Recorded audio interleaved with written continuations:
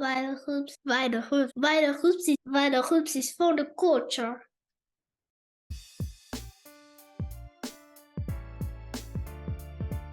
Peace. Jumbo. Welcome to the VitalHoopsPodcast. My name is Fernando Cardenas, aka International XB. I am your host. This is episode 60. It's been 60 episodes for Vital Hoops. Please, if you think this video has any value, like, share, subscribe, all of that in order to help us out. We are 100% independent. I appreciate you. Our guest today is from Brooklyn, New York City. He's an animal rights and human rights activist. He's a poet, an author, and a public speaker. Our guest is also the creator of Voice for Change, an all-inclusive collective liberation advocacy group that uses poetry to convey the message of animal rights and animal liberation. Our guest has won awards with Woodstock Sanctuary, as well as PETA, and he currently works in New York City schools where he speaks to young children about animal rights and cruelty-free living. I'm excited and honored to have him on the show. Our guest is Stewart Mitchell, aka the Vigilante Vegan, aka the Notorious VEGAN. Stewart Mitchell, welcome to the Vital Hoops Podcast. How you doing, brother? I'm good, man. Appreciate you for having me on. This means a lot. Thank you, man. Man, no doubt, man. It's an honor to have you on. And this is what this podcast is about, man. People like you who are doing the work, you know, for the people and for the animals as well. You know what I mean? Working for collective liberation. I admire that, man. And like I said, welcome to the show. Thank you, man. Again, thank you for having me on. Yeah, no doubt, man. All right, so let's get into it, man. I would love for you to let the listeners know a little bit about how you became a vegan. You know, how you became an activist, and if you could connect that right away, like how or when did you understand the importance of intersectionality within the struggle? Well, I'll start with when I went vegan and why. I worked in food service for years, and I started to question like why we have access to so much like food items, animals, but food items. Mm-hmm. You know, my job every night was to season boxes of chicken to like 10 boxes every night, 14 chickens a box. That's 140 chickens every night. And I would have to prepare for the next morning. So in my naive 18-year-old mind, I always thought a farm was just like this open air place, you know, a few chickens, a cow, a goat, you know, on Right. McDonald's. And then I started to discover that there's these places called factory farm that house these animals by the thousands, the tens of thousands. And their purpose is just to be turned into food items. And that, you know, it kind of devastated me. I didn't go vegan right then and there. I went vegan years later, but you know, that those images stuck with me. Like, why would we do this to animals? You know, we force them to reproduce. We give them all kind of like antibiotics and drugs and everything else to preserve their flesh. And we consume this, and then we get sick. And like, you know, that kind of like stuck with me. I didn't go vegan until I was about 30, 31 years old. But I knew then that even if I was vegan, like that's not going to stop what's happening to these animals. Like there's Right. still, you know, factory farms will still thrive. Mink farms will still thrive. And I became an activist to like bring more awareness to the situation, to like help people in my community and abroad understand that, you know, these animals deserve every breath of life that they get. You know, it's not our right to take that from them, you know, just because we enjoy eating their flesh or we enjoy wearing their skin or we enjoy watching them in circuses and zoos. So that's how I got into activism. And then I kind of like around 2016, Mm-hmm. I found the animal rights community here in New York and just got involved. Yeah. Yeah, that's how Okay. that started. Okay. So you first started more with a focus on animal liberation. And No, not necessarily. I think a lot of people think that, but no, I was active in the fight for liberation before that. okay. Even before that, I would attend like you know, anti-police brutality protests. I remember when Amadou Diallo Mm-hmm. got killed here in New York, and I joined a protest for that because I thought that was, you know, wrong, that police officers would open fire and shoot 41 bullets at this man and take his life. No doubt. Oh, I was always involved in that regard. The fight for reparations for Black people, I was always involved in that fight. So I was an activist before I became vegan and became an animal rights activist. So you mentioned collective liberation. Well, that's because all of our struggles are intertwined. Some people don't want to acknowledge it, but it's what it is. What happens to animals has an effect on the environment. It has an effect on what poor people eat or what poor people have access to. And I think that's something that gets lost in the messaging because people want to focus solely on animals, but we can't focus solely on animals if we're not addressing the needs of certain communities. Yeah, We have absolutely. to whole foods, plant-based foods more accessible. So like those are intersections between the struggle of animals and the struggle within our own communities. So Right. and just with any other struggle for that matter. Yeah, no doubt, man. I'm glad you spoke about the environment because today, I feel like, I'm a Pan-Africanist, right? Okay. And so I feel like anybody that works, that calls themselves, an activist or an organizers should have the environment as a priority within their struggle. You know what I mean? Because of how everything that's going on today, etc. And I also feel like, like you said, everything is connected, right? So the environment is connected with how people are living, with people's health, and the animals as well.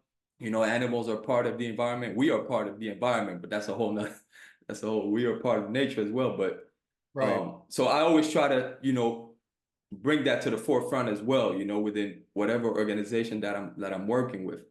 And like you said, sometimes certain people tend to just focus on the animals, and certain people tend to not focus on the animals at all, even though they're working on liberation, maybe for people, or like I'm living in France right now, and I know of people who call themselves environmentalists, but they eat meat. They eat a Mhm. lot of meat, right? So these are things that I feel like, a lot of people still don't understand the interconnectedness of all of this. Why do you think that is? Or do you think people sometimes understand it and they kind of don't want to make the change or the effort to really bring it all together? Or what do you think? How do you feel about that? I think people fall in one of two categories. There's people that are single issue activists that have a lot of privilege and can afford to solely focus on one issue Mm. because they feel like no other issue affects them, or like there's that excuse within the environmental community that they're fighting against climate change, they're fighting for environmental justice, but I buy my meat locally grown, not from Absolutely. a factory farm, not from something that's polluting the water and the air, but it's still a form of violence. It's still a form of violence towards the environment. It's still a form of violence towards the animals. That's not to be overlooked. Whether you get it locally grown from a humane farmer, or you're getting your meat sourced from factory farms, which is Yeah. like more than 80% of the meat that we consume anyway. And not to cut you off, but real quick, Mhm. most people that say that, like, yeah, I get it, locally, my meat from, locally grown or whatever. If they're Mhm. somewhere and there's like ham or whatever, and they don't even know where it comes from, they'll still eat it. You know what I mean? So they're saying they only buy locally grown things, but then they'll eat pretty much meat from everywhere. I know 90% of the people who say that they'll still do that. So it For doesn't really. sure. I mean, we know these are just excuses. When you Right. say you got it, you get it locally grown, and you're greenwashing the conversation to make it Mm. seem like what you're doing is more ethical, but in actuality, it isn't. It's like vegans who only advocate for animals, but they don't want to talk about the plight of human beings that are affected by what happens to animals. The factory workers, more often than not, are people of color that are undocumented, that get taken advantage of. There's labor rights involved in all of this. And these are the things that people overlook because they want to look at those people as evil too. And we can't do that because what we have to do is we have to understand that not everything is going to happen overnight. And that brings me to the second point I was trying to make. Either you're a single issue activist with a lot of privilege, or some people just need more time to understand and digest information. Like I Mm. said, personally, I discovered factory farming when I was about 18, 19 years old. I didn't go vegan until I was 30, Right. you know? It took, sometimes it takes people Yeah, years you to gotta process the information. Yeah, yeah, yeah. turn information and understand like how it affects them, how it affects people around them and globally. Like listen, I feel like we have to give people time, even though we're running out of time. But That's it. um I understand that we live in a capitalist society that's driven by competitiveness, selfishness, putting yourself first. So we only address the needs of ourselves before we think about others. And I think a lot of people have those trickle down effects of living in a capitalist society where it's like, well, how does this issue affect me? Does it affect me directly? Will it affect me in 5 years, 20 years? And I think that's how people approach certain issues. Like, how does it affect me personally, me Right, right. first? They're not thinking about their community because capitalism is not rooted in community. Not You at know, all. Yeah. like that's why the fight for social justice has to be rooted in community. Hmm. You have to take yourself out of the equation. How does it affect my neighbors? How does this affect my children? How does this going to affect my grandchildren? You Absolutely. understand? So we have to think within community, and we Hmm. have to get people's minds geared towards thinking about collectiveness, not just individuality. And I think a lot of us are on that type of time where we're thinking Hmm. about things from an individual perspective. No doubt. That's a great point, man. That's what it's about. It's all about community, really. We're nothing really individually, but like you said, it's the system that we're in that rewards, just greed, individualism, just me, Yeah. just me, more for me, and worry about the rest later. I think you made a very important point. And let me ask you this. It took me a while to be a vegan as well. I actually grew up, my brothers were vegetarians growing up, and Hmm. they got influenced through Rastafari, and it was always interesting to me, right? And so the respecting other lives, respecting all lives, you know what I mean? That's kind of the philosophy of Rastafari. And growing up, I kind of looked at it and I thought it was interesting, but I still ate meat because I was an athlete. I was a ball player, and I was told, like, you got to eat your meat, you got to get your protein. Hmm. And so once I stopped eating red meat because they started saying that no, red meat is actually not that good. You got to eat white meat and all that. So once I started doing that, and I stopped eating pork as well because I got influenced by Malcolm, just being a young boy, reading Malcolm, being a teenager. And Yeah. so I started feeling better, right? I started feeling better doing that. So I was like, oh, then that must be true. I started feeling better as an athlete, just, all around. Okay. But I still didn't connect at all. And then, after a while, with once I got married and then with my wife and everything, it was a documentary that really put it all together that was more so focused on the environment. And then I was like, hold on, man. It just makes so much sense. I don't want to, I'm abusing these animals. I'm not feeling good when I do so, and I'm fucking up the planet as well. Then what the hell am I doing? You know what I'm saying? Like, I was like, it just makes so much sense. And sometimes it's tough for me to see that, it doesn't click for everybody. But I understand what you're saying. Like, it takes time for certain people, and not everybody processes information the same way. But if you had to say one thing that really made it click for you, that like, being vegan was just obvious that it was the right thing to do. I remember my wife, rest in peace, Mm, had prepared dinner, and for dinner that night was leg quarters, chicken leg quarters, and there was some other things on the plate. I don't remember, it was so long ago, I don't remember everything else, but I remember looking at this leg quarter and like staring at it and thinking to myself, like, this is a part of an animal that died screaming so that I mm. could eat their body parts. And I felt some kind of way about that. I'm looking at it and I'm thinking to myself, like, how selfish are we that we rob these animals of their life just because they taste good? Like I said before, Mm. I didn't eat the leg quarter that night. And my wife was upset. I ate everything else on the plate. I don't remember what it was, but Right.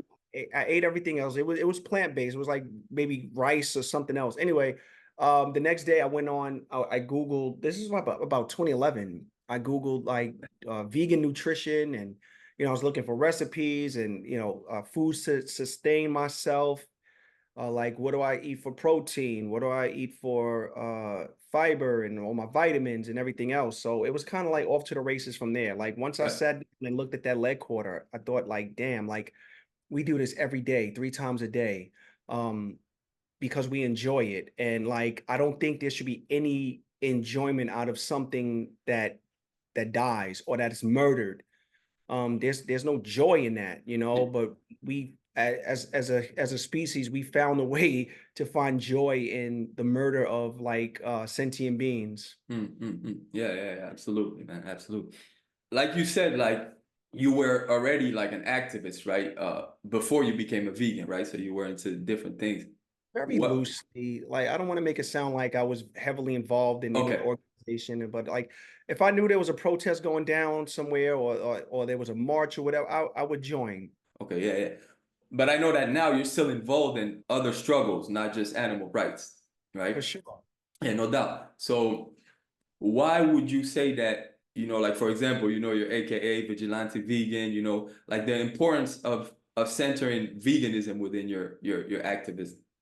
Well, I think veganism is I don't want to say the ultimate solution because I'll sound like these white vegans that That's in a whitewashing the whole. yeah, you know what they like they'll say this is the ultimate solution for peace, but disregard the fact that babies are being bombed in the Middle East, for Absolutely. example. But I would say because just about everything, first of all, veganism is a nonviolent movement. It's rooted in nonviolence. Hmm. Uh, if you look at the original documents created by the Vegan Society in 1944, Donald Watson, and the rest of the Vegan Society, it was rooted in nonviolence. Veganism started during World War II. Donald Watson was anti-war. He didn't like the idea that Europe, the United States, and all these other countries were involved in a world war Mm. because it doesn't solve anything. It doesn't bring peace to anyone. And he looked at that and realized that there's violence in every facet of life. And when you look at veganism is anti-violence. It's anti-violence against animals. It's anti-violence against the environment. It's Mm. anti-violence against each other. Yeah. And I think that's why veganism is such an important movement. But also at the same time, I think veganism should be a movement led by women, women of color in particular, um, and just people of color. Yeah. Because who knows struggle more than people of color, melanated people? Yeah. Um, who knows struggle more than women? Yeah. you know I and I love. think those voices should be the loudest, and those voices should be the ones we platform the most, because I feel like a lot of times when you allow certain movements to get whitewashed, it loses its meaning, and then it becomes about something else. Mm. And I think that's what we're looking at right now. Veganism isn't a non-violent movement anymore. It's become like this ego grandstand for some people to like Mm. uh communicate how much they love animals and shame people for not having that same love, but they're not doing the work to educate people. I think that's like one of the building blocks in any society, in any community, and in any movement is education. If we're not educating people, then what are we doing? Yeah. We could shame people all day for eating meat, but is that going to necessarily make them stop? Are they going to feel bad? No, a No. lot of times they'll probably double down and eat more meat. Yeah. But we have to, that's why education is important. So, and again, I think that's why veganism as a collective liberation movement, that's what the origins are. Number one, and number two, that's the way it should stay, because at its root, at its origins, it's rooted in nonviolence. And Yeah. before you ask the next question, I just want to say this to your listeners. People didn't start eating plant-based in 1944. You mentioned the Rastafarian movement, which predates veganism by about 11 to 12 years. And you go back even further than that, indigenous nations all around the world, Africa, South America, thrived on a plant-based diet. No This is doubt. before veganism. Veganism just added the element of nonviolence by Hmm. like not harming animals. I mean, which most communities did anyway, or if they did kill animals, it wasn't wasted. Not at all. It wasn't to commodify their Yeah. bodies and put them in the refrigerators and sell them at a later date. It was Exactly. There was no industry behind it. right. Yeah. You eat, you kill, you eat, you don't waste. Mm. What's left over, we use for clothing or medicine or whatever it is. Yeah. So veganism is not a new concept. I No mean, it's doubt. just like you were able to put a white male face on it and say like this is what it is, but like we've been doing this for hundreds and thousands of years. you That's know a, that's it very important that you say that, man. I wanna get a little bit into education and children, but before that, let me tell a little story. I think I told it before on the podcast, but there's one of my comrades. He's a cook, right, and he owns a restaurant of Mhm. African food. And the first time I got there, I was like, "Yeah, listen, man, I'm sorry, but I'm a vegan, so I don't know if I'm gonna be able to eat anything." He was like, "Yeah, don't worry, man. I know I got a bunch of Ital brothers that come through here and all that. Don't worry, I'll make you some rice and stew with, no meat, don't worry." So he hooked me up. It was really good and everything. And afterwards, I spoke to him and I was like, "Yeah, so how do you feel about, veganism and us, as people of African descent and all that?" He was like, "Man, listen, I'm glad you're asking me because I'm doing my research." He's passionate about cooking, right?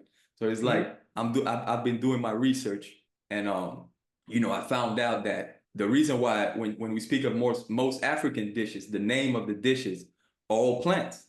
And the reason why that is because most of these dishes didn't include meat into them till after we got colonized. Right. You understand what I'm saying? So that's why in most African dishes also they usually cook the meat apart. They cook it apart and then they put it together in the stew or whatever. So that was an interesting fact he told me, and I thought it was dope, man. So Yeah, that's all facts. and like you said, after that there comes Rastafari and a bunch of other movements. Hip hop and health and wellness it's been a part of this whole thing for a long time as well. I don't know if you're familiar. Are you familiar with the 10th element of hip hop? And hip hop is green. The 10th element, Yeah. I wasn't aware there were more than 4 or 5 elements of hip hop, but Yeah. please no, explain. Yeah, no doubt, man. Over the years, yeah, the first four elements, first four and five are the artistic elements, obviously MC and DJing, b-boying, Right. beatbox and all that. But after a while, through KRS-One Temple of Hip Hop, they went through, knowledge, obviously, street entrepreneurialism, street language, etc. Till they had 9 elements, right? And then there's an organization named Hip Hop is Green. Shout out to Keith Tucker. That's the shirt I'm wearing, actually. Yeah, Hip I'm Hop. familiar. Yeah, hip hop is green. They introduced the 10th element of hip hop in 2016 in New York City with a bunch of hip hop legends. And the 10th element is health and wellness. Basically, it's health and Okay. wellness because they saw the importance in that within our communities, but seeing so many hip hop legends dying of heart disease and diabetes and all that, and also obviously people in our community. So they came to the conclusion that health and wellness was necessary to include as an element of the culture officially. So, they have 6 pillars, which are plant-based eating, organic gardening, fitness, sobriety and mental health, food and environmental justice, and animal rights activism. So Okay. so it officially became, part of hip hop. So that's something that's dear to my heart, and I think it's dope, man. Yeah, Um, that's dope. That's news to me. yeah, man, definitely. I'm gonna So, have down in the description. I'll put down the website. You can check out Hip Hop is Green, and they talk a little bit about what they do. They started off feeding children plant-based meals. I think the organization started first in Seattle. They were feeding children plant-based meals. Inspired by the breakfast program of the Black Panthers. And mhm. then they kept it going, and they started having vegan artists come through and perform and things like that. And then till they came through with the 10th element, and now growing, the movement is growing. So we're trying to get that consciousness and 10th element back into the culture, man, because it's needed, very much Yeah, needed. sure. Yeah. So yeah, man, let's get back to education. You touched on education, which I think is key as well, and children. I know you work with children, man. I know you wrote an amazing book for children, and also I know you go to schools in New York City, right? And you speak to. Yes. Please talk to me about that. What you do in schools for children. Okay. So back in 2019, I wrote a book called Liberation Summer, which Mm, is a fictional tale about a young man. It's loosely based on my experience. This is my third book that I wrote, mm, and it's about a young man who finished high school. He has to get a job to like support himself through college. He comes from a single parent home. He has a sister. His mother's raising him in Brownsville in Brooklyn. Um, for me, I chose Brownsville because Brownsville, to this day in 2024, is still one of the most underserved communities in New York City. mm. Aside from the Bronx. Yeah. But he's from a neighborhood that is a food desert. It's low income. There's not a lot of healthy options in the neighborhood. So he gets a job, he's working, he works in a restaurant, and he starts to think the same things I thought. Like, wow, where does all this food come from? Where do we get this? Like how? He does a deep dive into like the internet and finds out that, factory farms exist. He finds out that animals are tortured and, manipulated by man to reproduce, and it shocks him, Right. and it makes him feel bad that he's contributing to that culture. And through the book he finds his way. Like he discovers that like his favorite sneakers are made from suede and leather, and that's a form of animal cruelty, and all these other things. And then he starts to realize, like, wait a minute, the foods that we're eating in this community is a detriment to our health. Like my grandfather's sick, he has a heart issue. My mother is sick. There's people in my community that's sick. And he starts to put all of the pieces of the puzzle together, and he became an activist. He starts to find his way, find his voice. And then he finds out, like, midway through the book, that the company that he works for, I call it New Orleans Roasters, like kind of like a Kentucky Fried Chicken. Mm-mm. He finds out that they're going to open a new store or new restaurant directly in his neighborhood, and that doesn't sit well with him. By this time in the book, he's vegan. He's becoming an activist, and he fights against it. And he starts a protest in his community to shut this store down. He was like, we need more healthy options in our community. We need fresh fruits, fresh vegetables, organic, Mm. grains, things like that. And he starts to change his community's perception of like what they eat and what they have available to them. And I go to New York City schools. Well, the book ended up in the hands of Ingrid Newkirk, who is the founder of PETA. Okay. And she reached out to me and she said, that she appreciated me for writing this book, to help kids understand, like what happens to animals and things like that. And she said that I want you to go to public schools and talk about this, and I'm the type of person, I don't believe it until I see it, Right. you know. So I'm like, yeah, okay. Like it's cool that, the founder of PETA is talking to me on the phone about this issue. But I'm like, yeah, yeah, yeah. A week later, I get a call from a woman named Lisbeth, and she's like, listen, we're gonna start this program. And I'm like, oh wow, they were For serious. real. Yeah, they were like, yeah, we want you to go to schools throughout New York, primarily Black and brown students, like schools where the majority of the students are Black and brown. And I thought that was so important, and I appreciated that so much because I think, like, listen, people could criticize PETA for a lot of things, and you know what? A lot of times they're not wrong because they do a lot of ridiculous things sometimes. I could give them that criticism. Yeah. But they were right in this regard that that's this Black male who wrote a book about saving animals and preserving the health of the community. Let's have him go to schools and talk to kids and have somebody that they could look at that's relatable and talk to them about these issues. So that's how that came about. So now I go to schools all throughout New York, and I talk to young Black and brown children about the importance of going vegan, the importance of preserving the lives of animals, preserving their health, and sharing that information with their families, man. So I think it's important. I take the work very seriously. And I'm just grateful to be put in a position to where I could do it, and I have the biggest animal rights organization in the world backing me.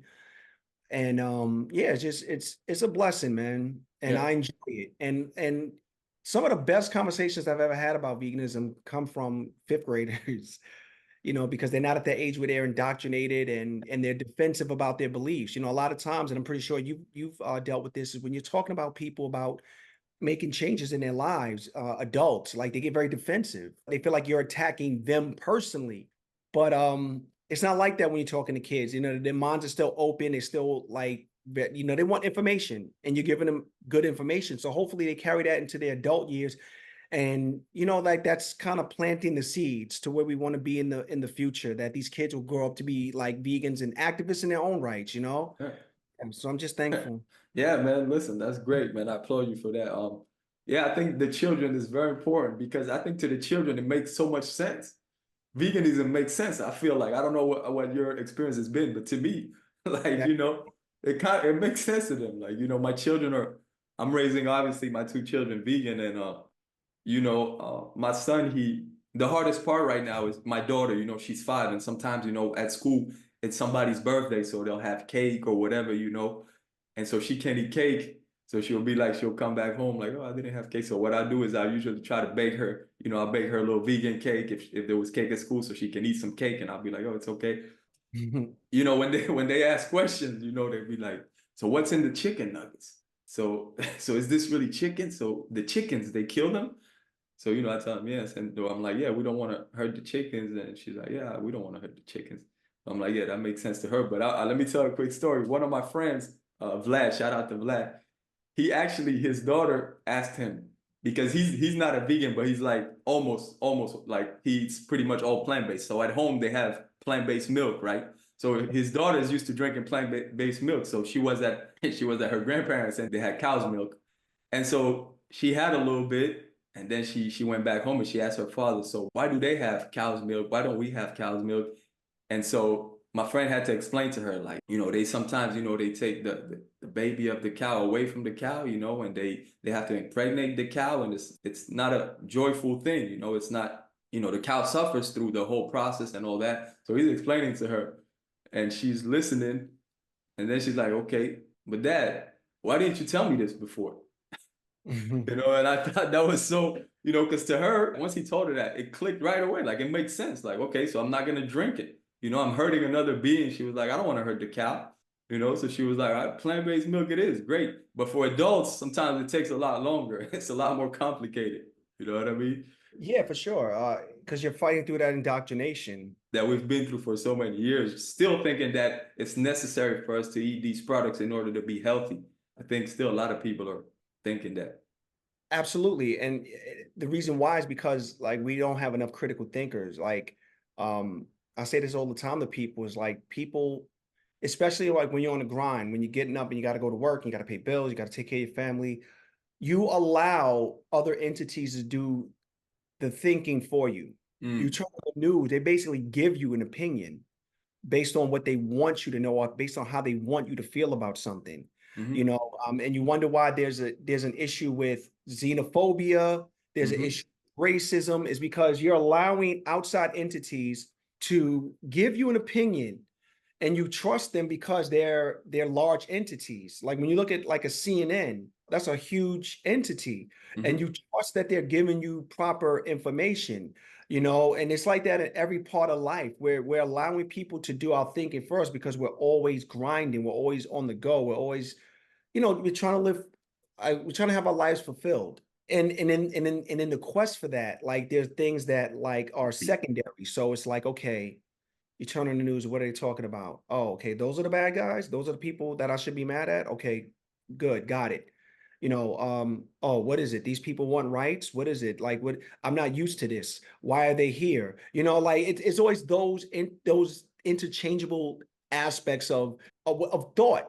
And our thought should be more critical. Like we should put things under a microscope more, and like really try to understand why things are the way they are and how they could be different. And I don't think we're doing enough of that. We just accept things the way we are. And by the time we become adults and we're so indoctrinated into these beliefs and, running around trying to figure everything out in life, that we can't be bothered by change. Yeah. When it's presented to us. That's So when a different opinion comes your way, you have a hard time understanding it, because for the last 20, 30 years, you've been told something totally different. Yeah, absolutely, man. Even though like today that's the thing, people are just getting what's given to them, because today, we have all these studies, real important studies that show that, we can be healthy through a whole foods plant-based diet. And it's suitable for everybody, for children, for pregnant women, for everybody. But it's still complicated for people to look at the information. And also there's also so much, wrong information out there. People manipulating information, etc. Also, people on Instagram and TikTok, advocating for the opposite, and we can even go to the craziest things, which is people saying that, global warming doesn't exist and all this crazy shit. So people have so much information thrown at them.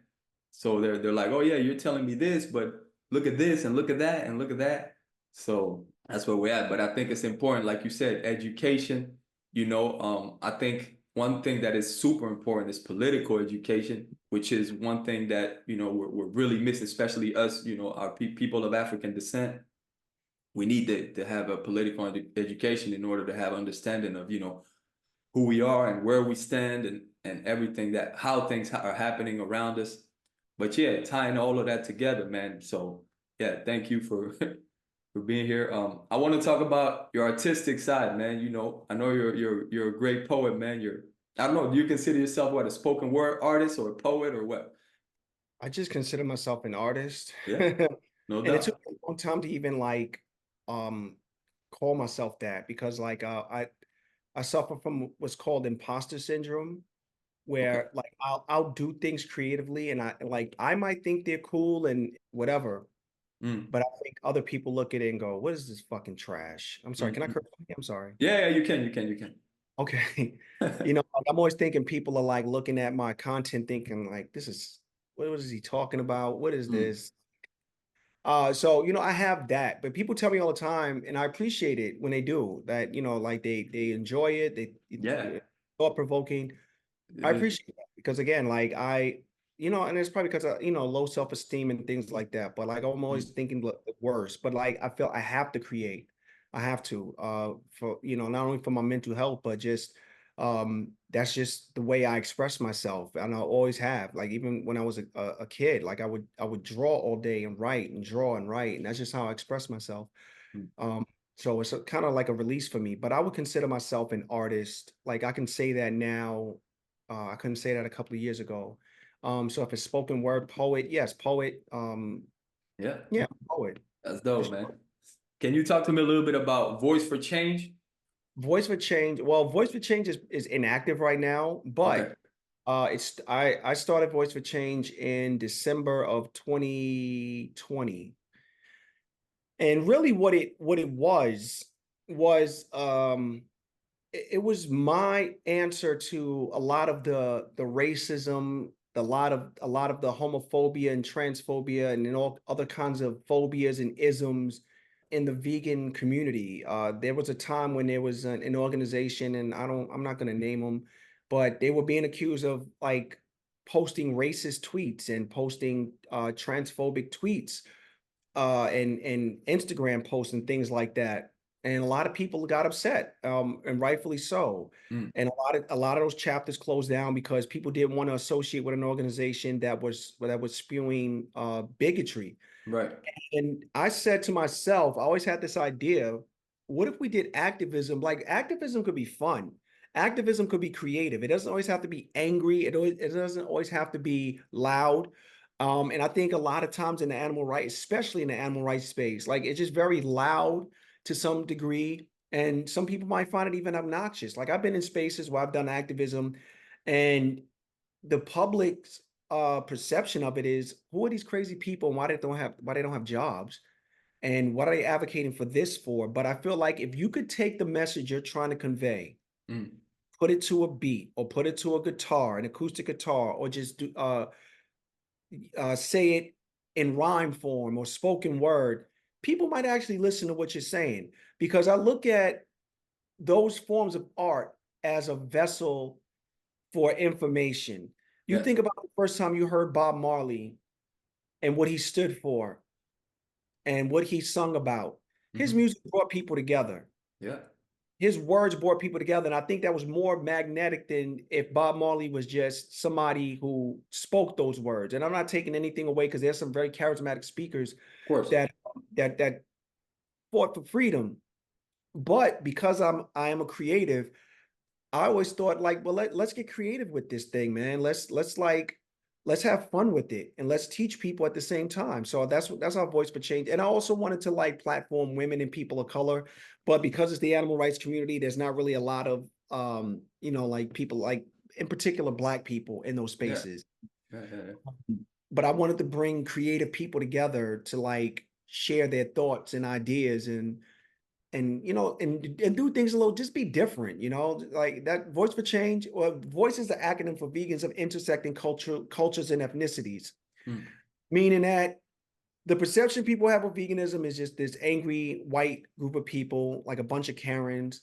And I've been in spaces where there are people of color, like Latino, indigenous, Mm, and like we're out there. We're not that visible, right. but this new art form, Voice for Change, we can be more visible. We can talk to our community. We could talk to people in an artistic way.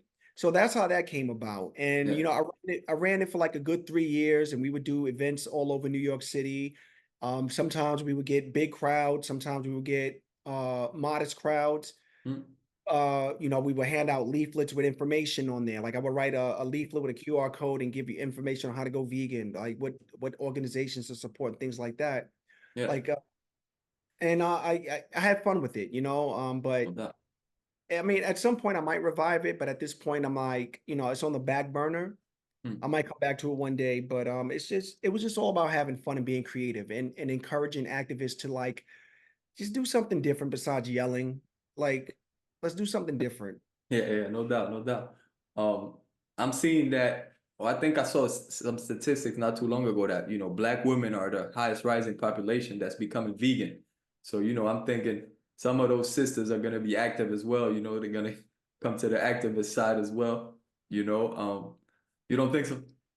No, not really. Mm, Because I think most black people, and I don't blame them for it.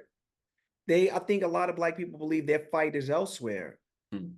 That going vegan for a lot of people of color, black people in particular, black women in particular, are doing it for health reasons. Yeah, yeah. And there's nothing wrong with that. Yeah, there's nothing wrong with that. Yeah, I hate this idea that But, people try to shame people for going vegan for their health. right, Like, right. why wouldn't you? But I think it's more from a health aspect, and I see more of those like women becoming entrepreneurs.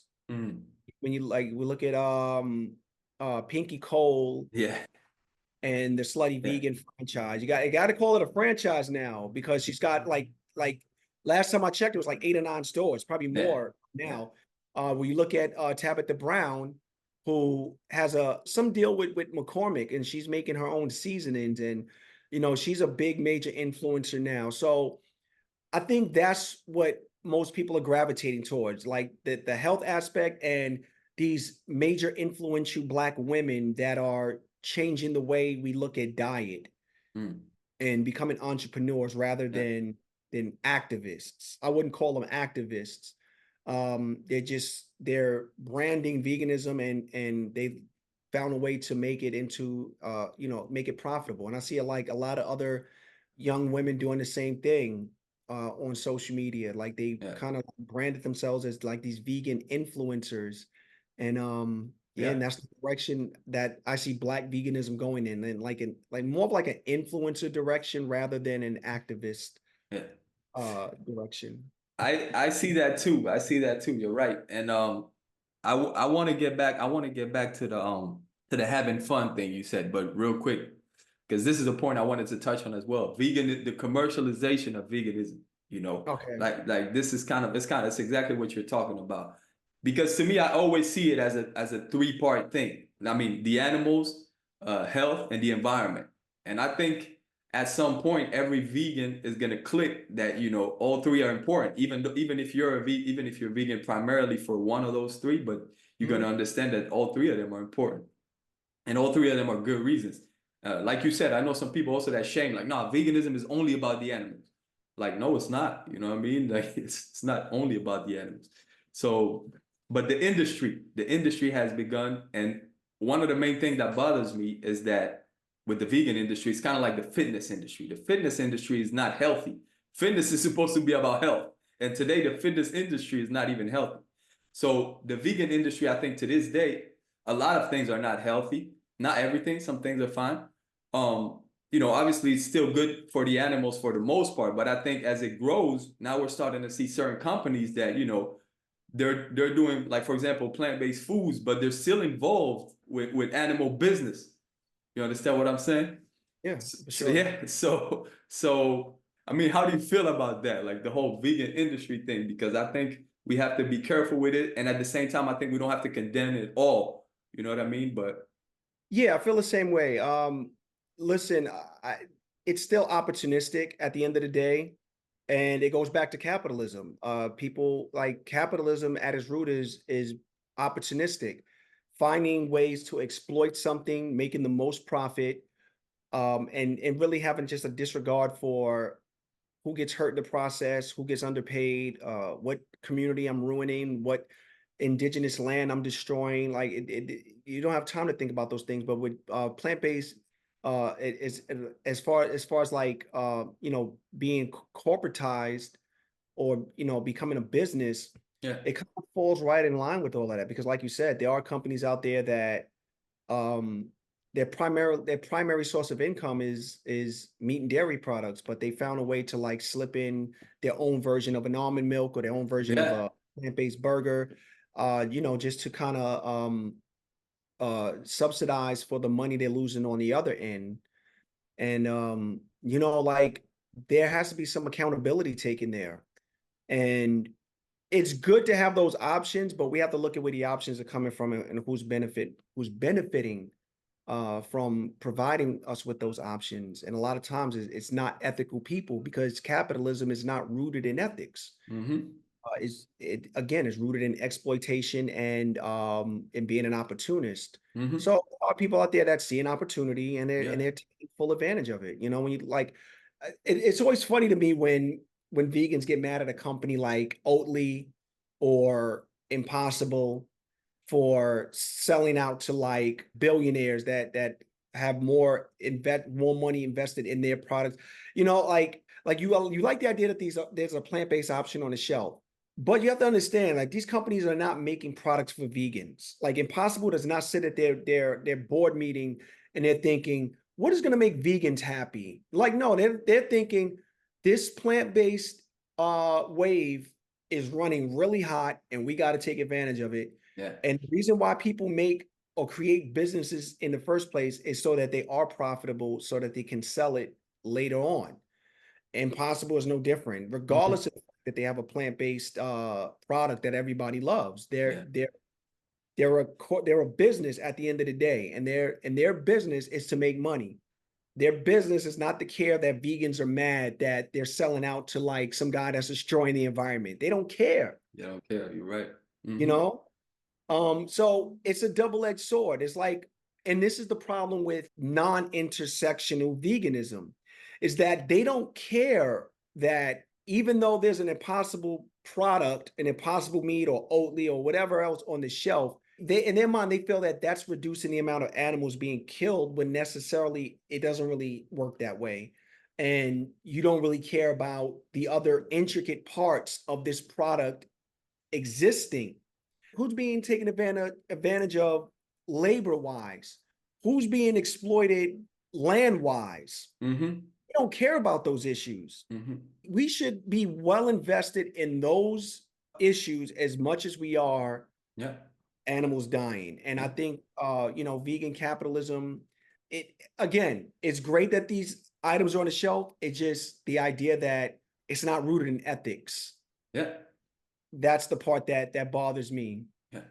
I agree with you 100%. All of that rambling. No. You're right, man, 100%. And I think, it's important that you mentioned capitalism, because I think a lot of people that call themselves, vegan activists, they're not necessarily talking about capitalism.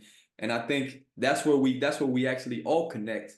But like when we understand that our movements have to be radical, meaning we have to go to the root of the problem, because if not, the same thing is going to reoccur in a different way. They're going to make it prettier. They're going to find other ways. So if we understand that capitalism is our enemy, that imperialism is our enemy, I think things start clicking, really. Things start connecting. And part of that is also the propaganda. I wanted to talk about the propaganda, because what you said earlier, like the importance of having fun for people who are, activists or organizers, the importance of us having fun, having a good time, doing things that are pleasurable, that make us, laugh, that make us, a lot of times the propaganda wants to make it look as if a revolutionary is miserable.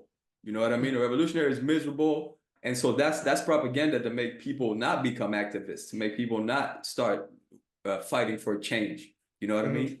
And I think that's important also to point out that we can be fly, we can have a good time, we can all of that, and at the same time we're fighting the system. You know what I mean? We're against oppression, and it doesn't mean that we can't go out, and it doesn't mean that we can't, have a good time, laugh with our friends, and all of that. But I think the propaganda wants to make it seem like, nah, these people are miserable. Don't become like them. And then so the people end up believing it, and they're like, oh, so I thought you were fighting the system. Why are you I don't know, whatever, eating ice cream? You know what I'm saying? Why are you, why are you going out to the club? You know what I'm saying? So Yeah. yeah, I feel like that's the whole thing, but yeah, it's interesting. Um, yeah, man, it's been good, man. I appreciate your time. You've been, generous with your time. Let me ask you about your I see you rocking these fly jerseys sometimes, man, these vegan jerseys. Where you get those from, man? Do you make those or? I have them custom made. Again, that Okay. just back to my creativity. Yeah. I'm a little different. I like to express myself a certain way, Hmm. and that's part of it. Again, it goes back to showing like being an activist can be. There's a fun element to it. Yeah. Like we don't always have to be uptight, like you said. Like this idea that activists are just always angry and uptight. No, man, like we like to have fun too, Hmm. I like around 20 it probably happened before this, but I started seeing it like around 2015, 2016. These images of like Dr. King playing pool and like smiling and laughing with friends, like all these like every image I ever seen of Dr. King, he was always stoic. He was like giving a speech. He was in civil rights mode. Yeah. But like recently, these pictures came out of him enjoying his life, with his wife, playing pool with his friends. I'm like, it just shows another side of him that I don't want to say humanizes him more, but just it shows another side of him. And I think like with me with the jersey, I've always been a big jersey fan, not really so much a sports fan. Like I'm not. Okay. I don't watch basketball. I don't watch sports. I watch boxing, but I've always been a jersey collector. Like when I was a kid, I would collect basketball jerseys. I like the way they look. I like the colors. So like that's like me feeding my inner child. Like when I get to create a jersey and customize it and put like my spin on things.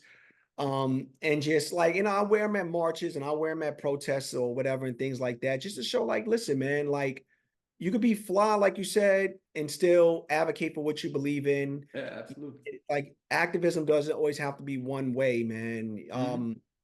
I'll share this real quick. I didn't watch a lot of sports growing up. I did watch a little bit of basketball. Okay. And one person that always stood out to me the most, like when I was a kid, was Dennis Rodman. Despite how people feel about him today, one way or the other, doesn't matter to me. But when I was a kid, like he was the baddest dude on the planet because he was not afraid to express himself To the be way himself, yeah, yeah. like he was before his time. You look at Dennis Rodman in 1996, like that's pretty much what every NBA player looks like now, like just True. tattoos and the clothing, Yeah. like he was androgynous to a degree. Yeah, yeah, he was. The different color. I just thought he was a badass Mm. because he wasn't afraid to be himself, True.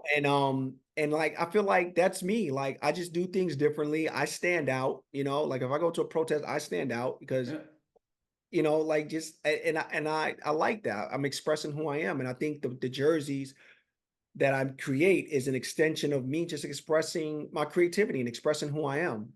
No doubt. No doubt. All right, man. I got before I get your book recommendation, man, I got one more question.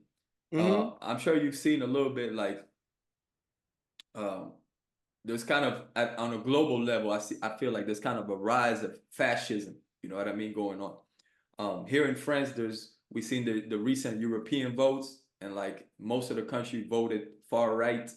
So there's a front that's being built now, front against fascism. Hmm. I don't know if you're aware of the United Front against Fascism that's being built in the United States. Jill Stein and the Green Party, they have their party going on. Like always, there's Yeah. Cornel West running as Yeah. well, and then there's Claudia de la Cruz, right? With the they have the I think the Socialist Party.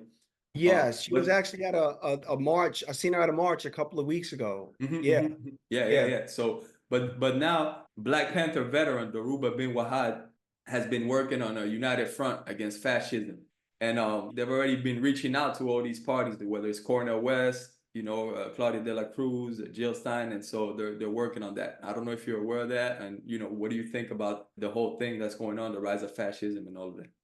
No, I haven't heard about that. Mhm. It's if you could send me some information, I would love to like read up on it. No doubt. but there is definitely a rise in fascism. There's a rise in trying to silence a lot of people that are speaking out. Let's call it what it is. It's a fucking genocide. And Jill Absolutely. Stein has been very vocal. I've been very supportive of her. She didn't make the ballot here in New York, which I find disappointing, because I'm so against this idea of vote blue no matter who. I'm so against it because voting 100%. got us in this mess right now Yeah. with the current president that we have and here in the United States. And this idea that you're voting for the lesser of two evils, like these guys are all the same. I think that if we're going to have a third party candidate rise and facilitate change, it's got to be in November.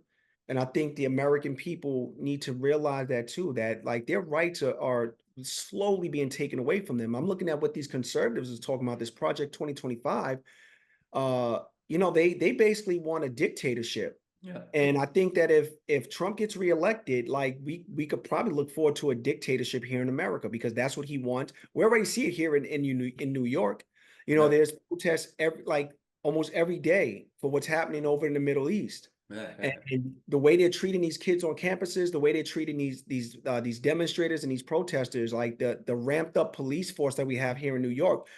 We're living in a police state, and you know why I know that? Because they're defunding libraries, they're taking money away from education, they're taking money away from mental health services to help homeless people, to help kids in underserved communities. They're taking money away from all of those departments to give more money to the NYPD so that they could have the SRG, the Strategic Response Group, which is a violent, brutal division of the NYPD that targets protesters, that targets demonstrators. So we see these people trying to silence the voice of people that are trying to amplify what's happening in Palestine. We see what's happening to the kids on the college campuses as a result of them asking their universities to divest in funding Israel. Mm-hmm. We're seeing firsthand what a police state looks like. And it's not just New York City, it's happening all over the country. And I'm ultimately, I think what's going to happen is they're moving towards, I don't want to sound like a conspiracy theorist, but like more so like martial law, where all of our rights are being taken away from them. And they'll use these protesters as the excuse and the reason why. Yeah. Right now in New York, they're trying to ban masks. Can you believe that? Yeah, I've heard something like that. Yeah. Yeah, like a year ago, 2 years ago, they were telling everybody wear a mask, wear a mask, wear a mask. And Now now, they want to ban masks because they're saying that people wearing masks are engaging in anti-Semitic activities, like they're being wow. violent. And I think that's all just like a Trojan horse for like what they really are trying to do here.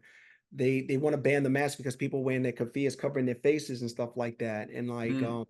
it's a mess right now, Yeah. man. And it's definitely fascism, and I think we're moving very rapidly in that direction. And that's why I brought up the fact that I think we need a third party candidate, somebody who Yeah. doesn't take money from corporations, somebody who doesn't look out for the interest of people that are wealthy, people that are going to look out for the interest of poor people The and people. make Yeah. sure that we have health care. I never understood why Americans think that free healthcare is such a bad thing or free education is such a bad thing. Like I feel like Americans just love to give rich people all of their money. It's the thought that one day that's gonna be them. The hope that the American dream. I'm gonna get there one day. So when I get there, I don't want the people fucking with my money. I don't want. So if I work hard enough, one day I can make it. You know what I mean? Yeah, I mean, like, but that's not a promise for everybody. I mean, like, No, it's not. think of this right now. Like, how many kids right now in college It's have a hopes of trap. going to the NBA? Yeah, How many are going to make it? it's a trap. It's a trap.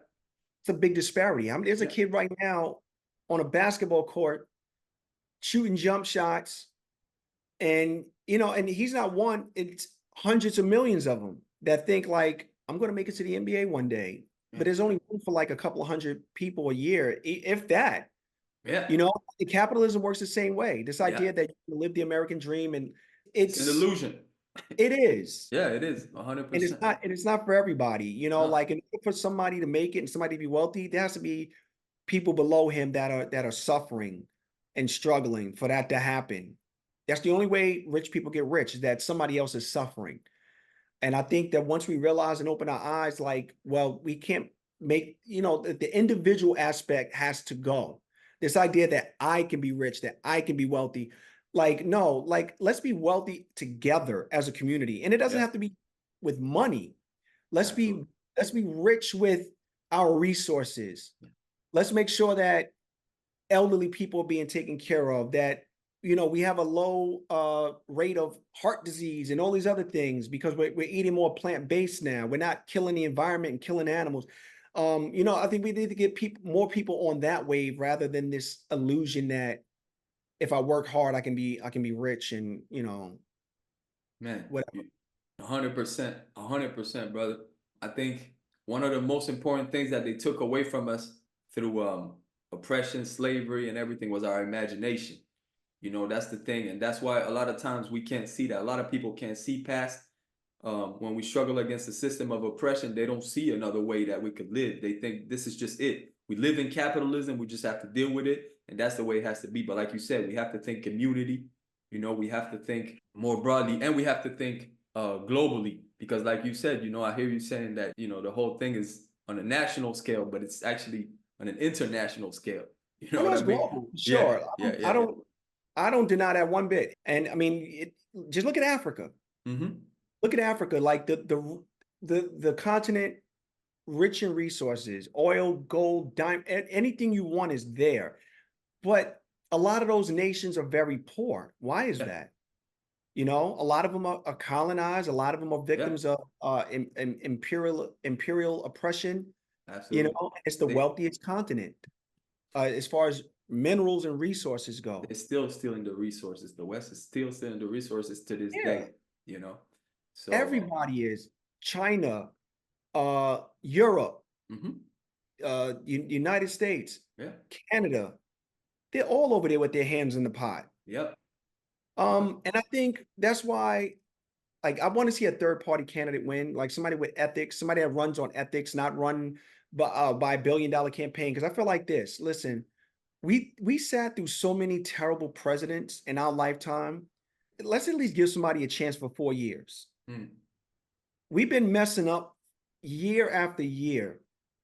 Let's give somebody else a chance to see what they could do. And if it doesn't work, then you know what? We have the option to vote. We live in a democracy, right? mm.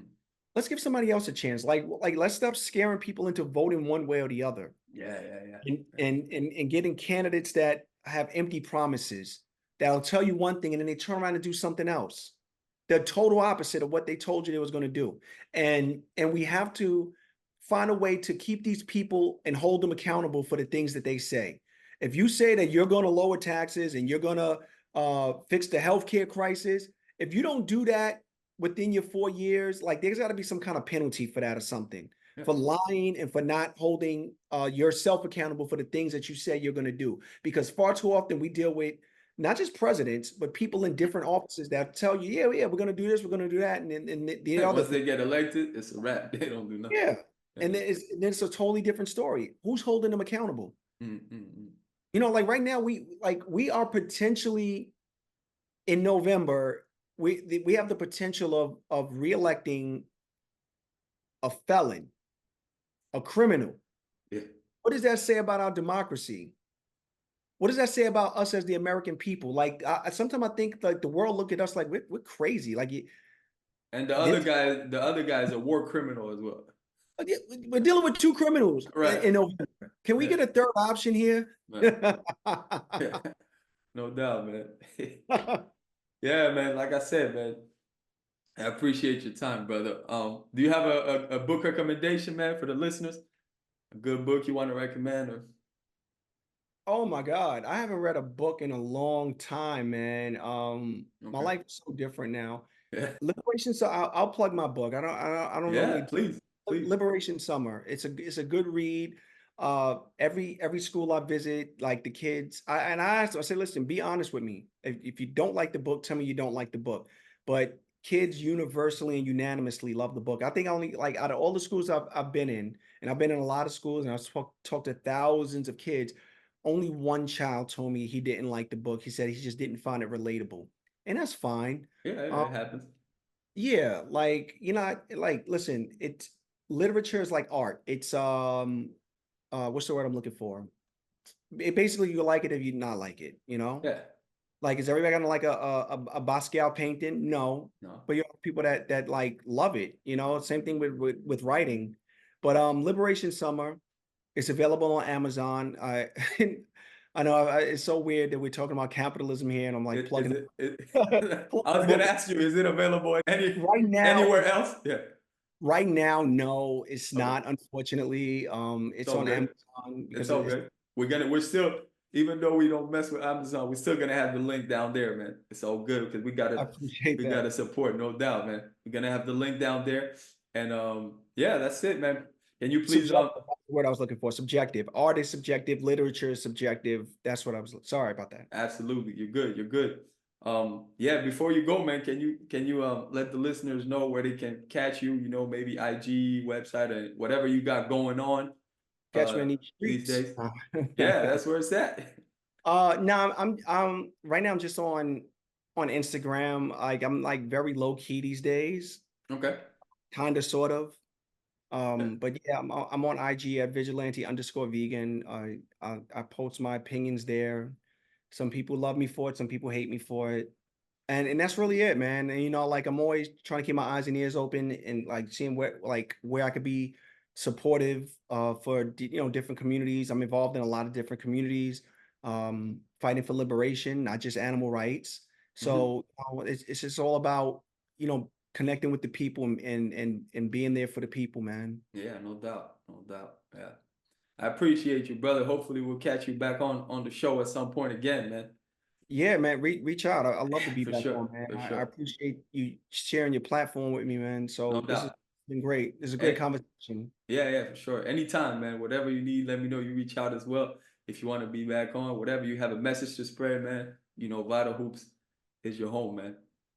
Appreciate that, man. All Thank right, you. Stewart. Thank you, brother. Peace. Later. All right, all right. Episode 60 is in the books.